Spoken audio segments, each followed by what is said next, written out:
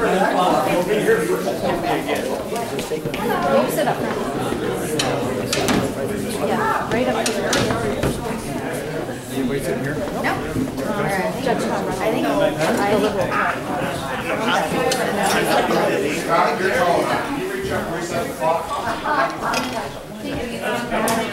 it's completely dead. It's not going to go. No. Yeah, but if you want to talk about it, if he wants to talk about it, I'll take care of that. You can skip over that. No. You want me to scoot over so you can skip? No, I'm good.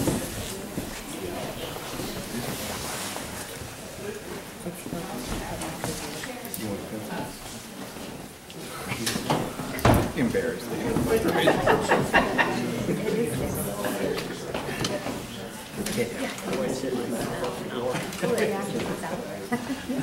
If he does.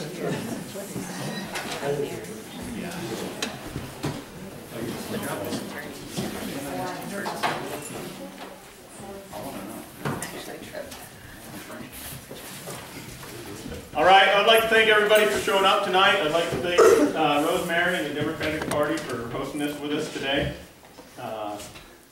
I'm John Dio, the chairman of the Clickitat County Republicans, and Rosemary is chairman of the Democratic Party.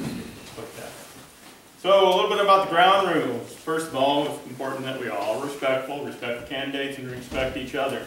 Each candidate will have 3 minutes to answer each question, and there will be a 1 minute for a rebuttal from each candidate, or the other candidate. We will. Let's do the pledge of allegiance. I pledge allegiance To the flag of the United States of America and to the republic for which it stands, one nation, under God, indivisible, with liberty and justice for all. So we're going to do a coin toss to get started. Yes. That? Yes. I don't have a coin.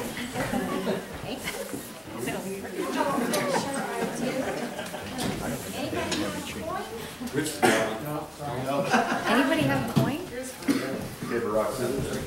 So Michael Scott Brumback showed up today.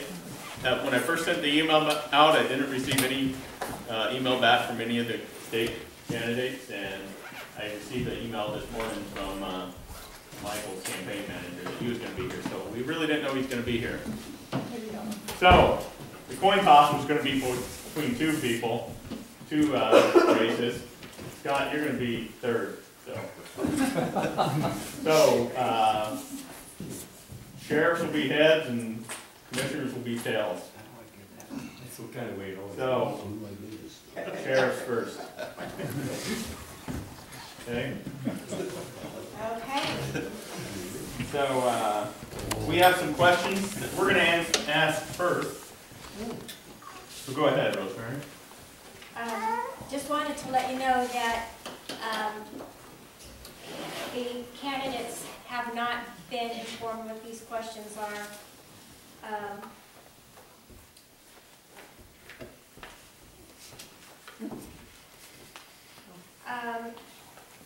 Is there one courteous question that each of you would like to ask your opponent? So, another coin toss to see who goes first. Okay. Bob, head to tail. Heads. Oh, flip it. You make a turn.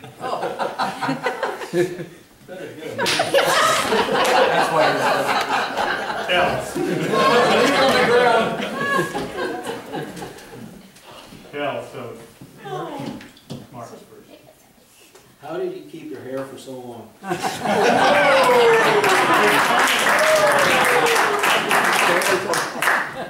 Very nice,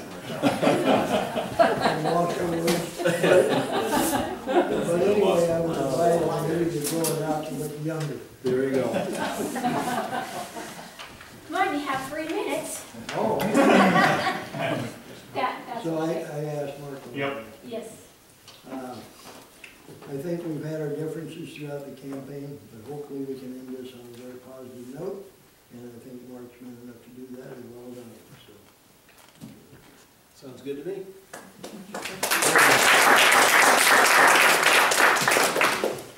All right. So next question is, each of you have had many years in law enforcement and have seen some terrible trauma. Please tell us a couple of funny incidents, or the funniest incident in your experience, in your whole. Well, one that kind of sticks with me as kind of odd is just a simple traffic stop with, I was working out on Highway 16 over near Gig Harbor once, and the excuse comes back as to why she was speeding was because she was incontinent. She was trying to get to the next destination as quick as possible. Just kind of all things. That's just whimsical, but that's what on the spur of the moment that comes to mind. I can relate. Did you let her go? I did. Literally. It is hard to deceive with. So. Well, I don't know if I can top that because, and I'm sure Mark will relate with this one too. When I was a young deputy in Clark County there, I stopped a car going into Vancouver, it was moving all over the road. So I pulled it over, it was about 3 o'clock in the morning.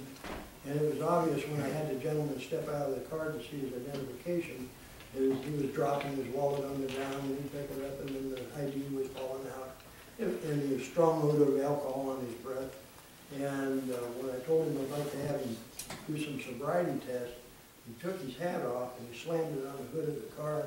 And he said, "I'm tired of this kind of nonsense."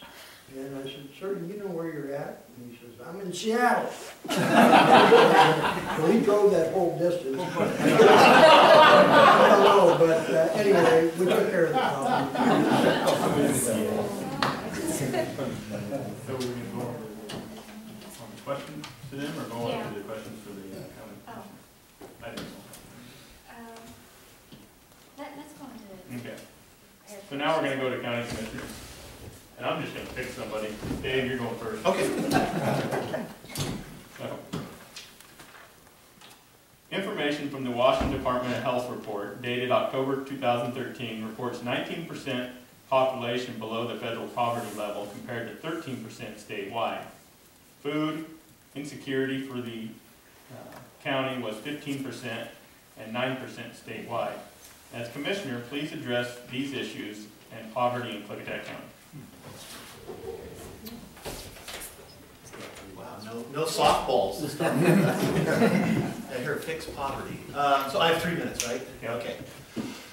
Whew. Okay. Poverty is an issue in Klickitat County, and I've said all along my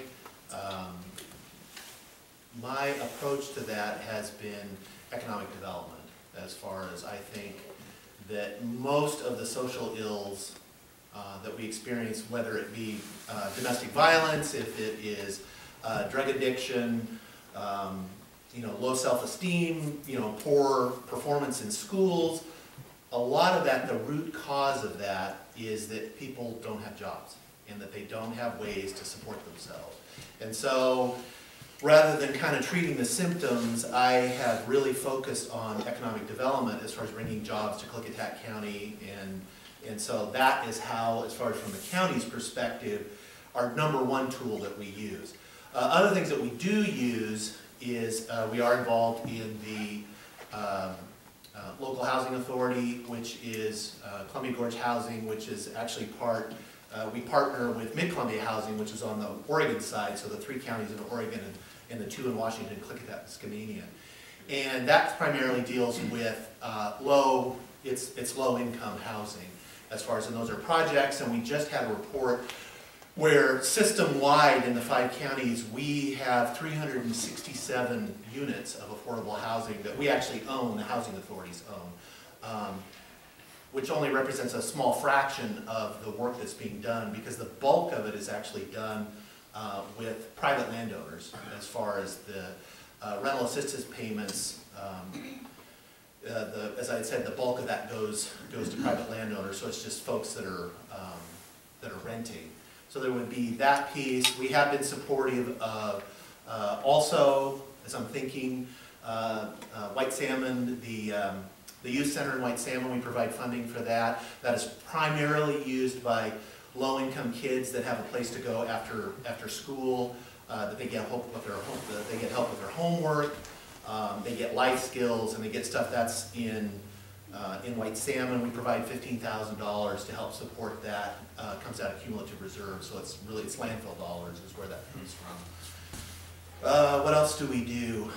We also do, we started I think 3 or 4 years ago, at-risk youth program, where we actually took, there used to be some funding that was in the Sheriff's Department for the POWs, Police Activities League, and we really found that we wanted to target it, so now every school in the county, we have a grant for them that we provide every year, and it's to target those kids that don't have access to, is that warning or you're done? Hey, wind it up. Oh.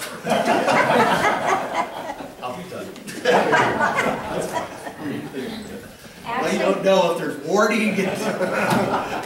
The yellow is, you've got 30 seconds. Okay, that's what I wanted. And the red is, Done. Okay, well, the only reason I say, because in Glenwood too, it was you were done. There was no warning, so you're like, okay. So I'm done. That's fine. One of the cornerstones of my campaign from the beginning has been the problems that the smaller businesses in our county have. As I've gone around the county, walked into coffee shops, general stores, and the like, I introduce myself, I tell them I'm running for county commissioner. They're absolutely shocked to see somebody in there who is even running for the office of county commissioner. And that's really too bad. These people don't feel that their needs are being served, and they don't feel that that the commission really represents their interests. And Commissioner Sauter has said numerous times, he's very proud of what he's done with Republic Services. He's very proud of what's been done with In Situ and Boeing Corporation.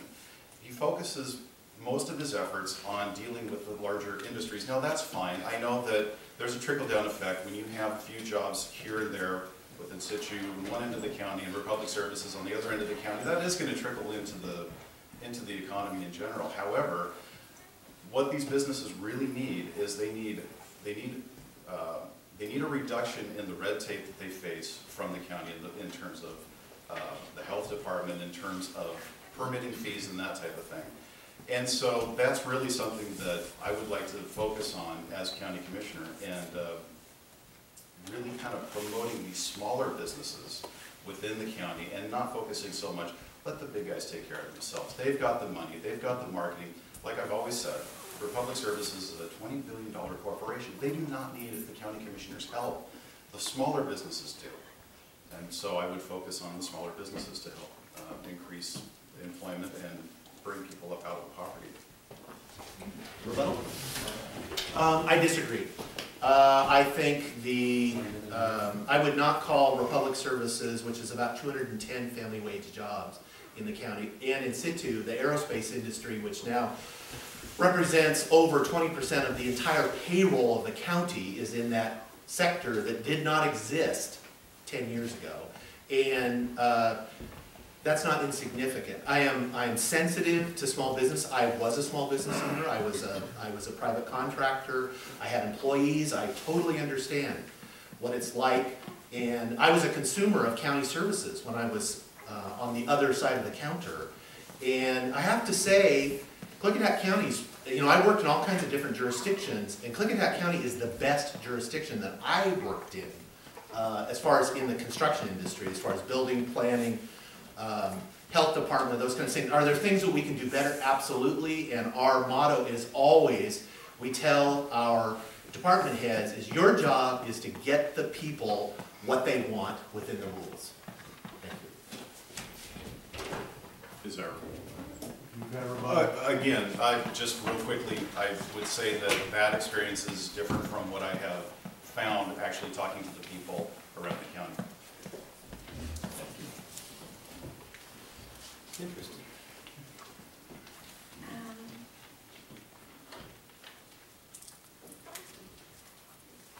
So Dave went first last time, so Mike, Is there one respectful question you would like to ask your opponent? Absolutely. On a scale of 1 to 10, how comfortable are those chairs in the commissioner's chambers?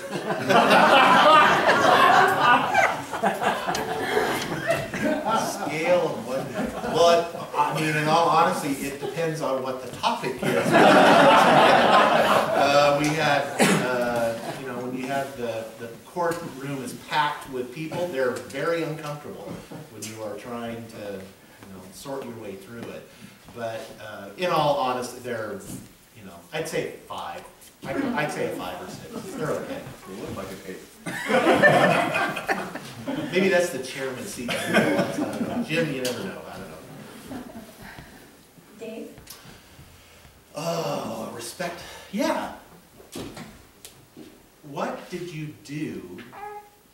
And this is actually, this would be to you and your wife, I would assume, that you raised such polite children. That's a tough one.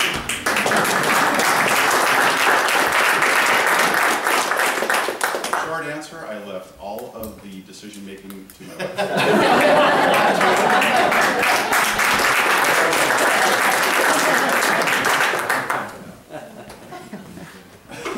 Well, that concludes.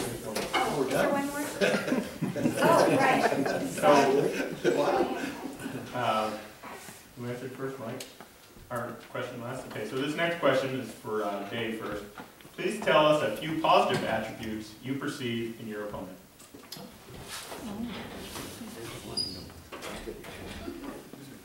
Oh, you named one. Yeah, I did. Good childbearing skills. Actually, a positive attribute is I appreciate Mike's passion for what he's trying to do.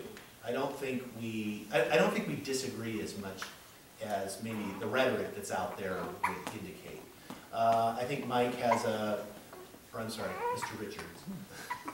Mike, please. Okay, he is genuinely concerned about the future of the country. He is genuinely concerned about, you know, out of control spending and you know, debt.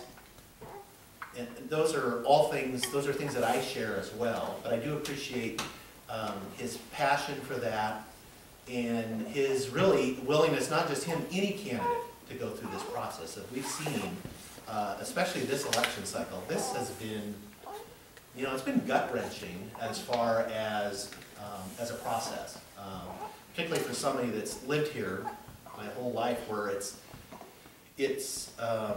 concerning to me that I see what's happened as far as the, and I hope this election is not a portent of what's to come, and so so I would, as I said, I appreciate your willingness to go through it, because it's no fun to do it. One of the things that I've noticed about the campaign over the last year is that Commissioner Sauter has managed to keep it absolutely positive. He has not resorted to some of the tactics that we've seen from you know, the things that have gone on in some of the other races. Boy, 3 things, huh? No, just a few. Just one? That's My kids are pretty good too. So.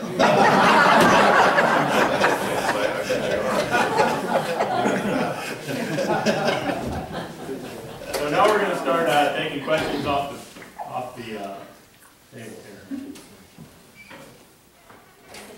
We'll just alternate. Okay. As it was, I'm going to give Mike 3 minutes just to introduce himself and what you think. Oh, sure. Because we didn't plan questions for you. Sure. So please. I'm just glad to have a seat. Yeah. And I'm rated about 5. And I won't even take up the full 3 minutes because I'm a fiscally responsible person and a time responsible person. One thing I wanted to say though is it's been a real pleasure getting to know all of you. You know, it's got to be kind of strange having somebody sweep in that you've never met. Who is this guy? What's he about? And you have all received me very warmly. Even those of you that are friends with my opponent, who is a genuinely good, honest man. And I do like my opponent as a person very well, and there's a lot of things we agree on, honestly. I guess I just, there are a lot of familiar faces here. Just to let you know, if I am elected, I'll work hard. I think that you can be confident that I would be a solid representative for you. I was with Dave Taylor, who's a former representative, I think down here, and he's now in 15. And some of the things that he's talked about that are coming up, there may be even a special session before the new legislature is installed. And some of the things on the horizon, particularly dealing with the Second Amendment, I think are very troubling. I'm a person that's very solid on the Second Amendment. We know what they've tried in the past. 594 and 591 are very troubling to me. 594 in particular. But that's just the beginning. There have been repeated attempts to try to disarm law-abiding citizens, and I'm squarely against that. And I know firearms very well. From my years in the military, I own a lot. You know, I think knowing firearms and being very familiar with them is important, because some of the tricks that are going to try to be pulled, they're going to maybe try to ban body armor. Probably most of you don't have any. I don't see why the legislature has to treat us like children, honestly.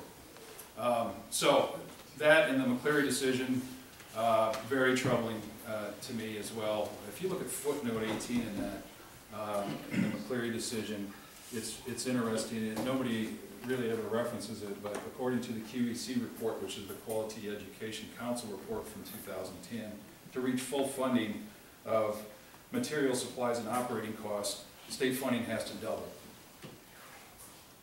That's in the McCleary decision itself.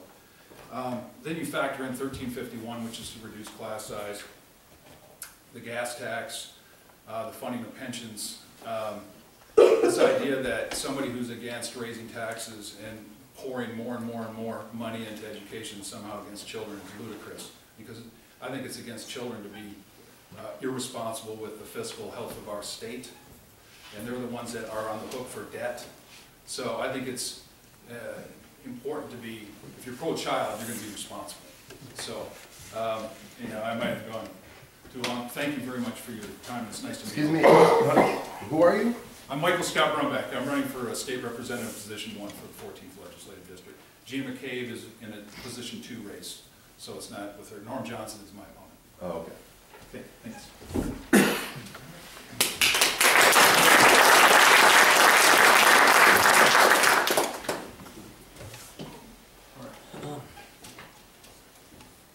So, since we have more commissioners, let's start with Commissioner.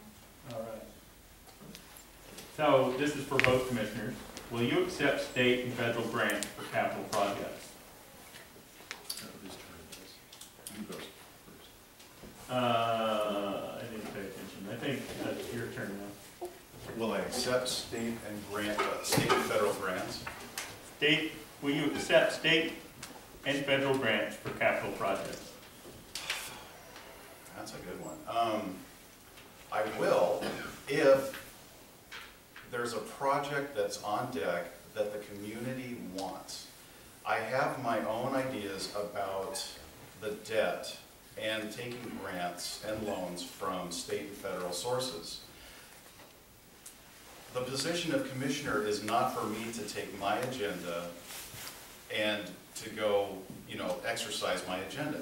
It's to listen to the community. If the community has a project that they need done and they want done, and the only way to get it done is state and federal grants, then that's up to the community. It's up to me to execute that wish and that desire.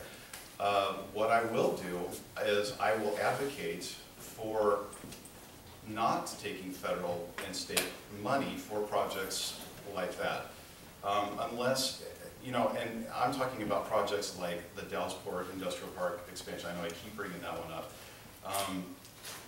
There's a lot of projects that are that could be done, and maybe you could make the argument that the community would benefit from them. But the thing is we have to make certain that these projects are paid for first. We can't just continue to run up the state debt and the federal debt. The state of Washington, as I've said before, is $90 billion in debt. Don't even get me started on the federal debt. It's ridiculous. And so, while the answer to the question is yes, I would advocate for the opposite. I would advocate for a fiscally responsible either alternative or fiscally responsible decision.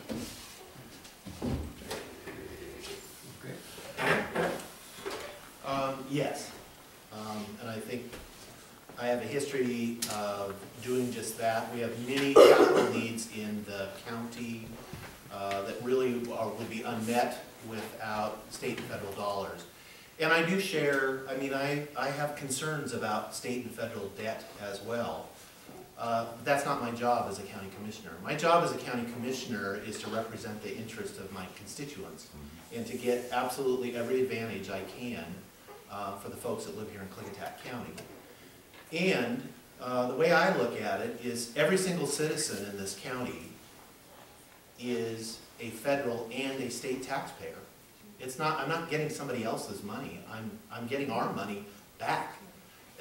Now, I would love it if they would just leave it here and we would take care of it ourselves. It would be infinitely more efficient, and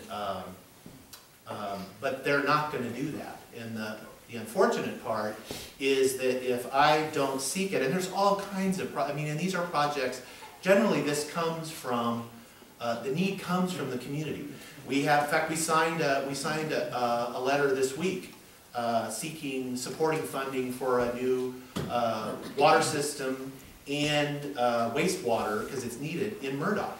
Because it's a similar situation that was in Dallesport before we built the wastewater treatment plant. With, there's people are drinking the water from the ground, which is, they have septic tanks. And so, yeah, they got a good water table over there. I don't want to really think about, they can't pass their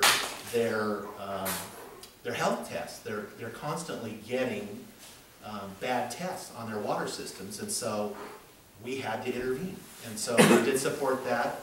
We've gone after federal funding because it's a very poor community. They could never pay for it. It couldn't be done without federal and state grants. So that's a situation.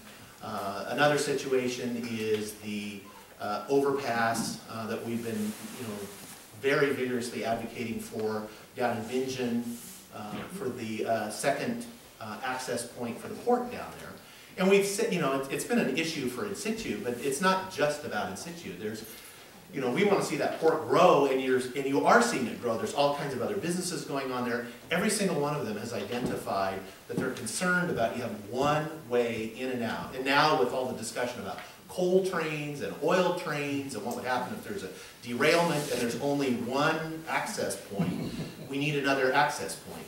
And so we've advocated for funding for that. The lowest estimate for that is $22 million, which is a crazy number, I admit. A bridge shouldn't cost $22 million.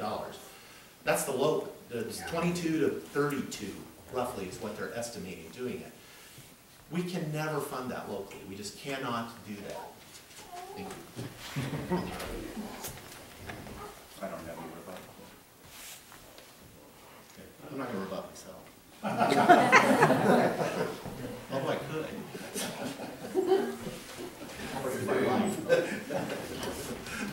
And this is for sheriffs, both of you. It's not addressed to an individual. How do you feel about our officers getting and wearing body cameras? And we'll just let Bob go first. Well, with the recent incident in Missouri, it's probably a good idea. It's an economic issue and what can be afforded, but I'd want to do some research on it, but I tend to support that. I think cameras in the vehicles have cleared up a lot of problems in the past where a citizen complaint will come in, and it's easily resolved if you got the video. Otherwise, it's the officer's word, the citizen's word, and sometimes it's a little confusing.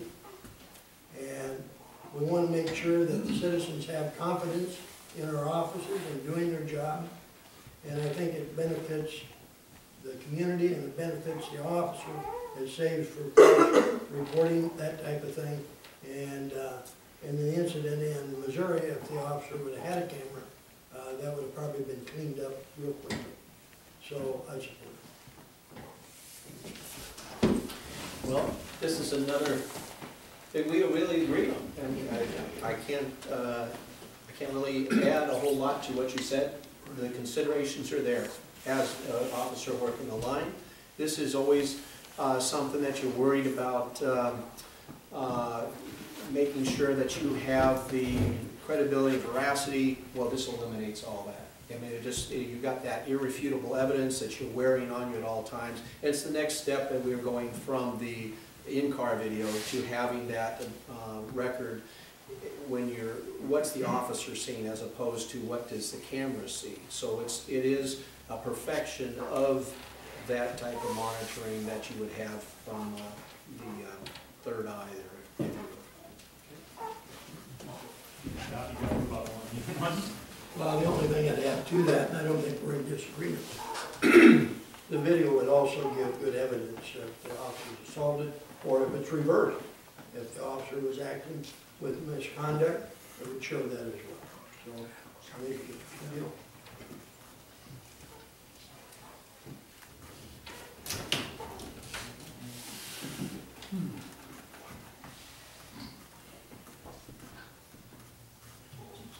This is for both candidates, and I believe Mike's first this time. As county commissioner, how do you feel about the county improving gravel roads by widening and paving them? Great question. I support that. This is one of the principal things that we do as far as making improvements around the county is we have a lot of gravel roads. We have about, I think, 1,300 miles in our road system, which are county roads, which is one of the most of any county in the state. About half of that is we've now paved, and the other half is split between gravel and dirt or mud right now. And so one of the things that the counties, we tried to kind of catch up, and that's one of the things that we put dollars into infrastructure improvement is we designate $1 million a year, goes into upgrading local access roads, and these are called these are 09 roads. They're not eligible for they're not eligible for any gas tax dollars or federal grants or anything. They're basically, it's the road that it's only on the county. And so we have designated from the landfill, we designate $1 million a year, goes to that fund. And I can say I've noticed a difference, and this was before I came, so I'm not taking credit for this, we have a 6-year road hearing, which is how we kind of plan what roads are going to get improved, and you work your way up through the system. Just in the 8 years that I've been here, those hearings used to be packed with people. Roads, I mean, that's something that touches everybody, generally. If you got a bad road, you know it, you drive on every day, the potholes and the potholes. And I can say that, so we have really focused on trying to get capital resources into upgrading our roads. This was a poor county for a long time. We're 50 years behind some other people, but we've been catching up. And I can say now, when we have the road hearings, there's nobody there because we've kind of taken care of a lot of the problems as far as the hot spots. It used to be really easy. And so now, we're just working our way through our list. Although we are having a conversation about, are we getting to the point where, because paved roads cost more to maintain than gravel roads. And we're really interested in sustainability. And so we've asked Public Works, we said, if the current funding levels, 10 years from now, are our roads going to be, is our current set of roads, is it going to be better or worse? Can you maintain them with the dollars? And they're kind of on the fence on this. And so we're saying, if we get to the point where we can't maintain what we're doing, we're going to stop adding more to the system. Because it doesn't do us any good if we can't keep up what we've got. We would be the federal government. Thank you. I saw you twitching there. As Commissioner Sauter alluded to, roads are one of the primary functions of any county government across the country. County roads are the lifeblood of your economy, they're the lifeblood of your communities. And I think the original question was how do you feel about widening the roads? Widening and paving. I know, it's kind of funny that this came up because, it's kind of funny that this comes up because we live up on Schilling Road, which, since we moved here 10 years ago, Schilling Road has been on the 2-year plan every time. So, I'm not sure, exactly where that, maybe he can answer that question, where why that keeps getting bumped back down the line. I know that they were planning on improving the road for a potential fire station up north of us. Anyways, so yeah, I mean, that's one of the fundamental jobs of any county is to provide roads for its citizens and its businesses and the communities. Okay. Rebuttal, it's not really a rebuttal, just more information. Yeah, it's 6-year road plan, and 6 years is a relative term. It is, and we've been really strict about, like when we have the hearing, it's to put something on the bottom of the list. We do not move things around because there has to be assurance that there's, fidelity in the system, that you don't have your buddy comes in or whatever, and now we reshuffle. If you look, things work their way up through the system. It generally does take more than 6 years, and so maybe we should call it the 10-year plan, but it's actually a state requirement. It's a statute that requires us to do. We call it a 6-year plan, so that's why. And Schilling it's working its way up. I think it's near the top. It's coming. Hold down since you filed. Don't tell anybody in my.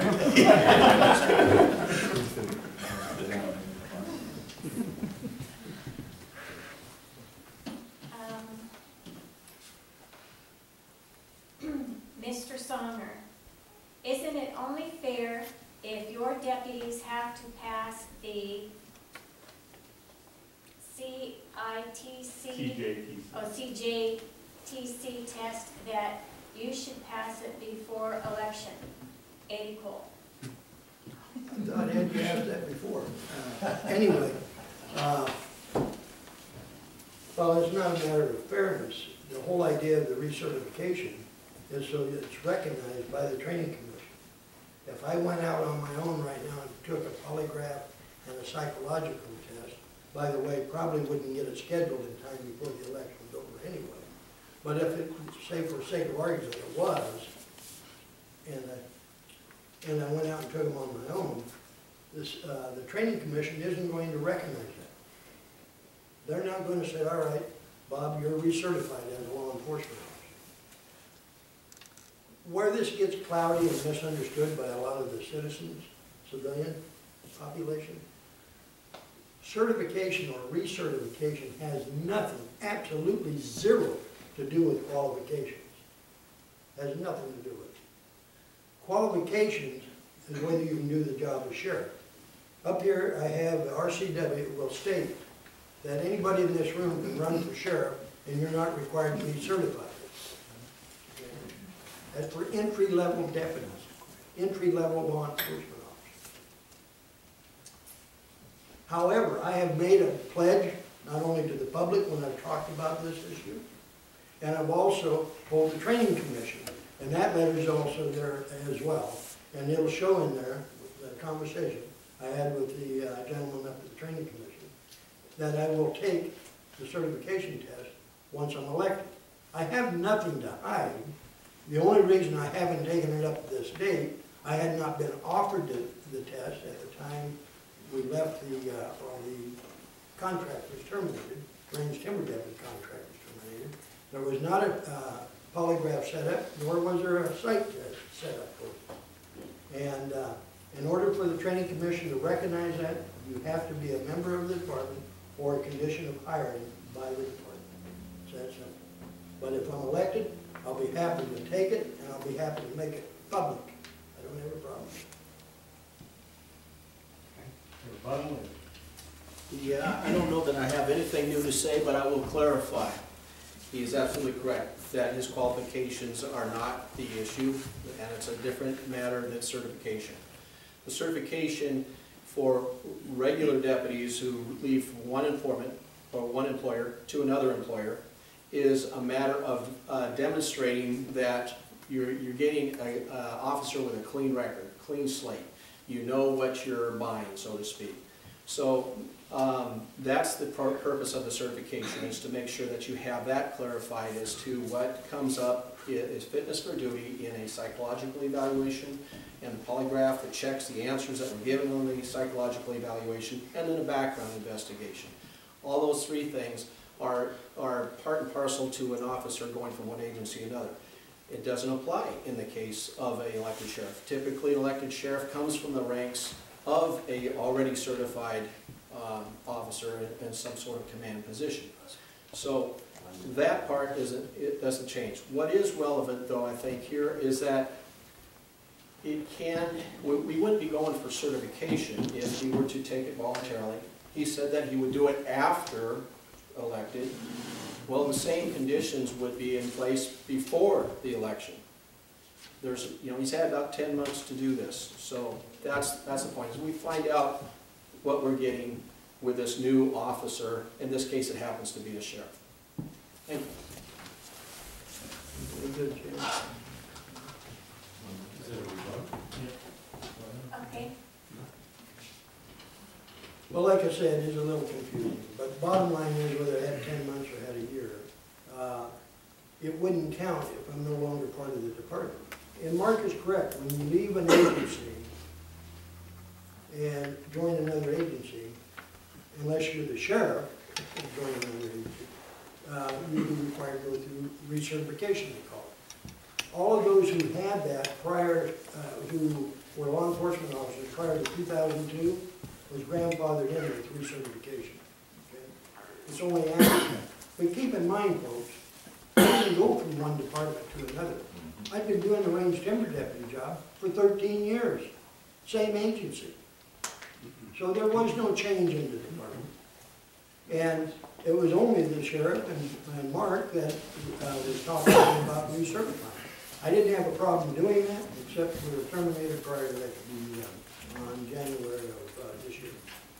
So, again, there's no sense in doing that unless it's going to mean something. On recertification means you got recertified by the training commission. Next question is for Mark Boardman.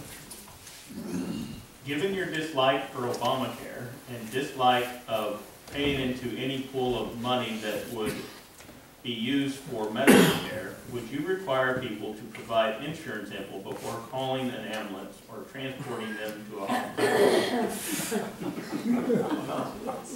Given my presumed dislike, could you read that again, please? Given your dislike for Obamacare and dislikes of paying into any pool of money that would be used for medical care, would you require people to provide insurance info before calling an ambulance or transporting them to a hospital? That's a serious question. Well, first of all, yeah, I don't agree with Obamacare, but I do believe in insurance, which is putting money into a co-op of fund to share the responsibility of that medical care. But the difference is how that system is managed and who's in charge of it. But none of that would play into the Good Samaritan law, which says, you render whatever care that up to your ability to render the care. And obviously, well, I would think it's obvious that I'm not going to not render care to an individual who needs care. Whether it be, they got a severed artery or they're, trapped in a vehicle. I think my record stands for itself. So I hope that answers the question. Yeah. Well, and I have to protect my friend here. I agree with what Mark just said. So most of that is ditto. And I don't think Mark nor I or any other law enforcement officer, if somebody's seriously injured, is going to ask for their insurance card before we call for help. They're going to get the help.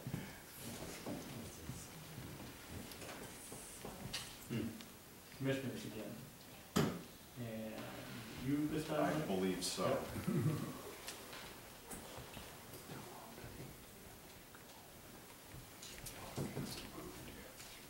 I gotta read it first. I'm gonna put a time limit on your reading. Like him.